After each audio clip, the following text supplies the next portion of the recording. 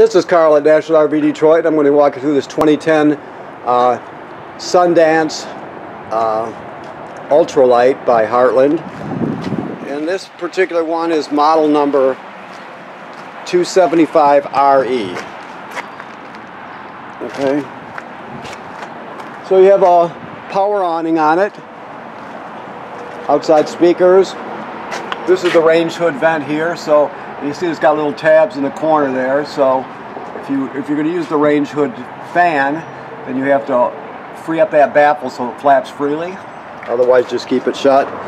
That's obviously your furnace output, your water heater here. It's both gas and electric. And there is an electric switch here too, just so you know, lower left hand corner back there, there is a switch that will kill the power to that electric heating element. Okay. Alrighty. So you got a pass-through basement.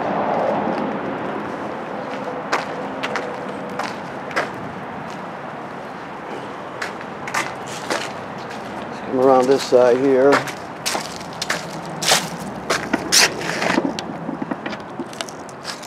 Two 30-pound LP tanks. That's your dump valve down, or your not valve, but your hookup for your dump hose down there. Let me just see real quick here. This one also has a black tank flush right here. So after you dump your black tank, you can hook the hose right up here and turn it on. It'll spray the inside of the tank out. You fill, or your city water hookup is right here. This is the most common way to get water to the trailer, is city water hookup. Most places have it.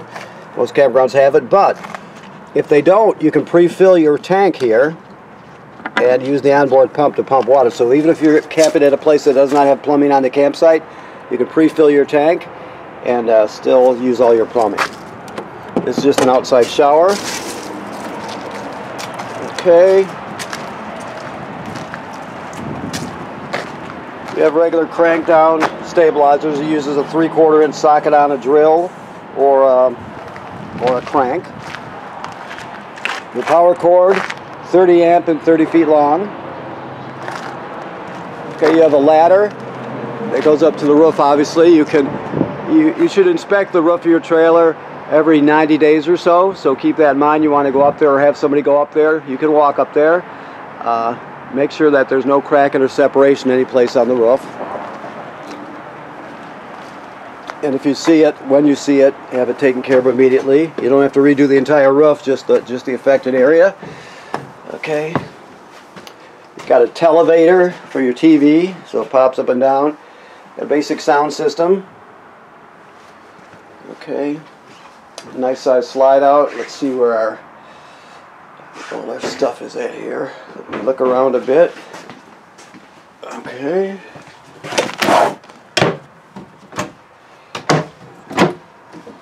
Okay, alright, so your refrigerator is a gas absorption refrigerator, which means it'll run on 110 AC or LP gas. So basically this is on, auto. Let me see if I'm getting, I'm sorry about my camera work. Sorry, I should apologize in advance for my camera work here. But right now you can see auto's lit up. That's generally what you want. Auto means electric. You put it on auto, it always seeks out 110 AC first. That takes parameter, so it always looks for that. And if it can't find it, it'll automatically switch over to gas. Or if power at the campsite goes out, for example, it'll sense it and automatically switch over to gas so it don't spoil your food. You can go like that and run it on gas, dedicated. But if you don't have any AC power, this will you have it on auto, it will turn on gas if it can't find the electricity. Okay. The only other thing to know about this one is this is a thermistor here. Basically the thermistor is attached to that cable. It's up inside this clip here. So you want to push it up as high as it'll go so the wire is taut, which it is right now. And if you look at the sticker on the wall there, it says the higher you go, the cooler it gets. So you're basically almost always going to have it up all the way, as high as you can get it. This device down here is your power converter. It converts 110 AC down to 12 volt DC, or over to 12 volt DC, I guess is more correct. So you have regular 110 AC circuit breakers like you would have at home, and they're labeled. Then the power is converted to 12 volt DC on this side. And you see you have 12-volt fuses here, and they're labeled. If any of these fuses were to blow, they'll actually light up. You can see it's got an LED next to it. It'll light up, and you'll be able to see it glowing through this tinted plastic here. Also, this is a battery charger / tender. So if you're plugged in at the campground or wherever, it'll sense how much energy your battery needs and keep it charged up. So it actually charges it and tends it. Okay. Alrighty. So this is the range hood we spoke about. Remember the vent on the outside? You're going to use the fan. All right. Microwave works like any other microwave. Okay. The range top, you just let me see what we got here. You spark it to light it. I don't know if we got gas on here, so we'll just try it. There's your spark. You turn it clockwise. Well, apparently it has it off. So, but when you turn this clockwise, it will light the burners. You've got a knob for each burner. Then this is the oven knob here. The thing to remember is that this has a pilot light in it. It does not look like the oven's ever been used. We see this all the time. It's very common.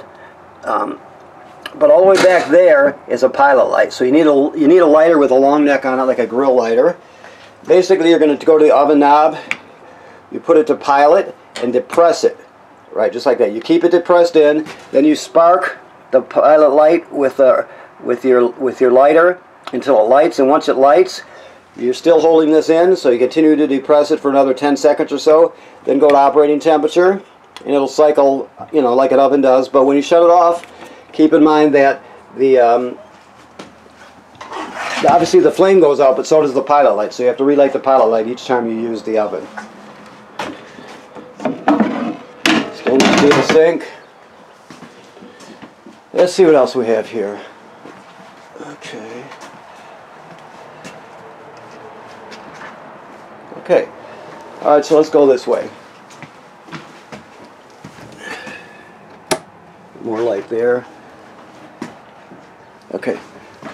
So, the bathroom, if you haven't, I don't know your level of experience, so the main thing to know about the bathroom, the sink and shower work like any other sink and shower, but the toilet, the black tank is directly below this toilet, right?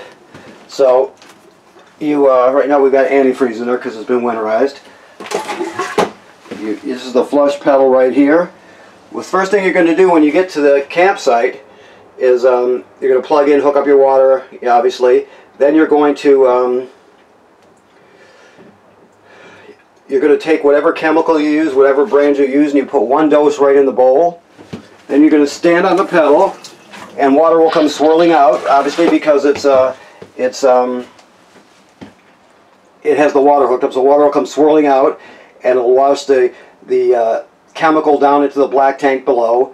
But you also want to stand on that pedal for a little bit longer until you put about a gallon of water inside the black tank. There's no way to tell exactly what that is. You just use common sense.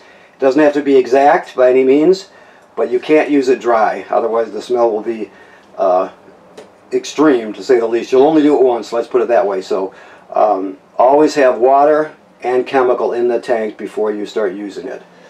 Alright, you also have a fan. Always run the fan with the shower. That's important to pull the humidity out. This is your bed. Obviously you got a TV hook up here, an emergency window, you got a vent, your TV antenna here, crank there, and this is your bed platform here. Okay.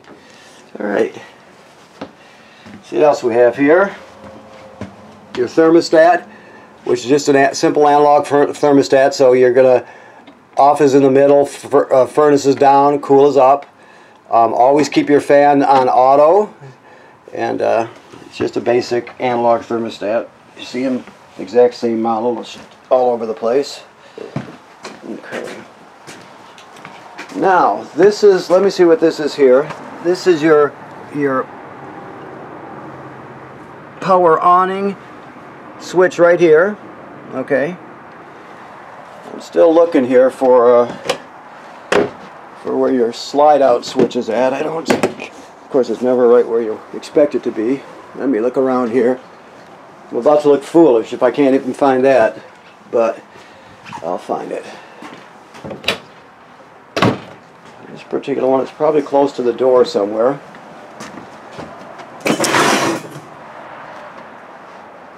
Here.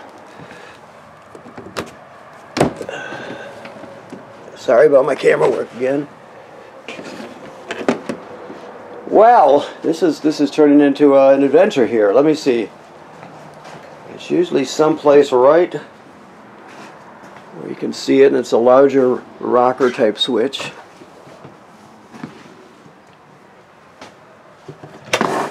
God, it's always expected to be right in there, but it's not.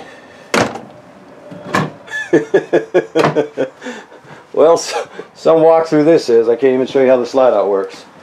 Ah, great.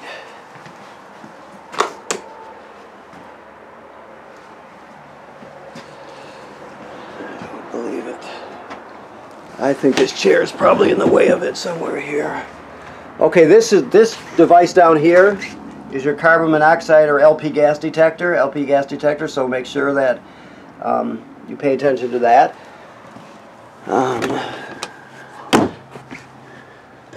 Gosh.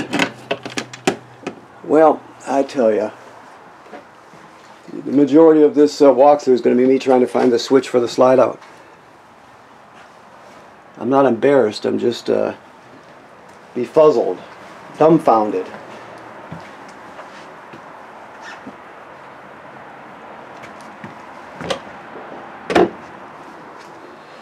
Okay, well, this could go on forever. I'm going to have to talk to the guy who prepped it and find out where exactly it's at. But when you come to pick your trailer up, we'll show you exactly where it's at. I'm looking in all the obvious places, but I don't see it. I know it has one, obviously, because the slide out goes in and out. So, okay. All right, well, we'll just wrap it up here, and when you come to pick it up, we'll show you where the switch is at, and show me where the switch is at, for that matter. So thanks for purchasing your trailer here at National RV Detroit. Remember what I said about inspecting your roof every 90 days or so, and make sure you winterize it in the winter. Obviously, it is winterized right now, so it's set for the winter time. We'll go from there. So, thank you very much.